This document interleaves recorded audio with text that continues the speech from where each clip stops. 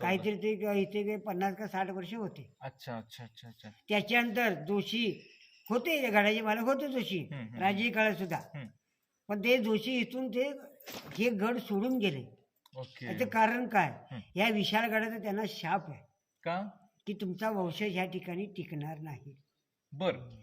मग त्यांचा एक मुलगा होता, मग साधारण 21-22 वर्षाचा होता. अच्छा. मग इथे राजवाडा जो आहे त्या राजवाड्याच्या शेजारी पूर्वी एक पिंपळाचं झाड होतं मोठं.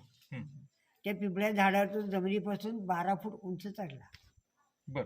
उंच चढल्यानंतर वरून खाली पडला तो तिथे गेला. अरे. एक वंशज. मग त्यांनी काय केलं, हे विशाळ गडावरलं आता आपण जो राजवाडा म्हणतो त्या राजवाड्यात एक अंबाबाईची मूर्ती होती, सोन्याची, 2 फूट जवळजवळ उंच. बर बर बर. पाठीमागे गणेश मंदिर आहे की. गणेश मंदिर आत जी मूर्ती आहे तिथे देखील गणपतीची मूर्ती होती, ती देखील सोन्याची. बर. ती मूर्ती दोन्ही पण घेतली आणि त्यांनी विशाळगड सोडला. आता दोन्ही मूर्त्या पुरातन खात्याला जमा आहेत असं ऐकिवात आहे. अच्छा. म्हणजे आता मलकापुरात जो वाडा हा तो त्यांचा वाडा तो याच पंतप्रतिनिधींचा हा, आहे? त्यांचाच ओके ओके ओके ओके.